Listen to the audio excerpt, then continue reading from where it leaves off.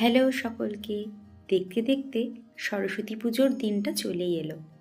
তো আমরা আমাদের সরস্বতী পুজোটা কেমনভাবে কাটালাম সেটাই তোমাদের সাথে আজকে শেয়ার করব।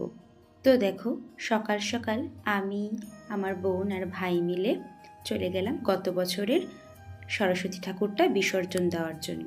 পাশের পুকুরেই আমরা মাকে বিসর্জন দেব। এই যে বোন এবার মায়ের বিসর্জনটা করলো। এবার যেহেতু সরস্বতী পুজো 2 দিন পড়েছে, তাই আমরা আগের দিন পুজোর সমস্ত কিছু গুছিয়ে রেখেছিলাম। তো দেখতেই পেলে আমরা সমস্ত লিস্ট করে নিয়েছিলাম কী কী আমাদের লাগবে। এরপর আমরা চলে গেছিলাম বেলপাতা, ফুল, দূর্বা এগুলো নেওয়ার জন্য। তো আমাদের যা যা লাগবে সবগুলো নিয়ে আমরা বাড়ি চলে আসলাম। তারপর কিছু আম পাতা নিলাম, যাতে আমাদের ডেকোরেশনটা আরও সুন্দর হয়। আর এই যে দেখো, পাশের বাড়ির দুটো বুনু কি সুন্দর সেজেছে ঠাকুর দেখতে যাবে বলে। সাজুগুজু করে ওদের একটু দেখাতে বলেছিলাম, তাই আমাকে একটু দেখাতে এসেছিল। যাই হোক, দেখো সন্ধ্যাবেলা ভাই আবার ঠাকুর নিয়ে আসলো।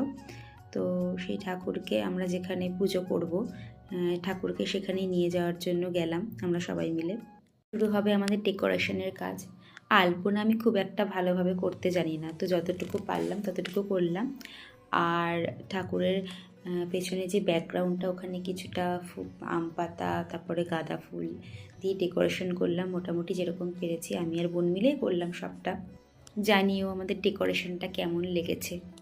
তো আগের দিন রাতে সমস্ত কিছু কমপ্লিট করে পরের দিন সকাল সকাল ঘুম থেকে উঠে স্নান দান করে রেডি হয়ে গেছিলাম পুজোর জন্য।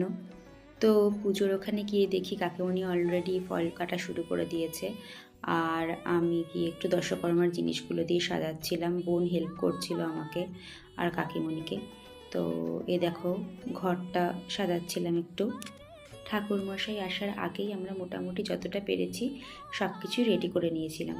মোটামুটি আমাদের কাজ শেষ এখন। এবার ঠাকুরমশাই কখন আসবে তার জন্য আমরা ওয়েট করছি। তো খুব বেশিক্ষণ আমাদের ওয়েট করতে হয়নি। মোটামুটি 7:30 পৌনে 8টা নাগাদই আমাদের ঠাকুরমশাই চলে এসেছিলেন। তো এবার আমাদের অঞ্জলি পর্ব শুরু হবে। আমার একটা স্টুডেন্ট এসেছিল, আর আমাদের বাড়িতেই তো সব বাচ্চা কাচ্চা যারা রয়েছে ওরাই, আমরা এই কজনই অঞ্জলি দিয়েছিলাম। তো আমাদের পুজো দেখো মোটামুটি কমপ্লিট হয়ে গেছে। এবার আমরা সবাই প্রসাদ নেব। তো আমরা প্রসাদ নিতে বসে পড়লাম সবাই। মা একটু লুচি আর ছোলার ডাল বানিয়েছিল, খুব টেস্টি হয়েছিল খেতে।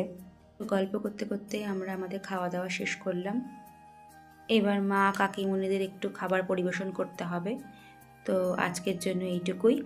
দেখা হচ্ছে পরবর্তী কোনো ভিডিও।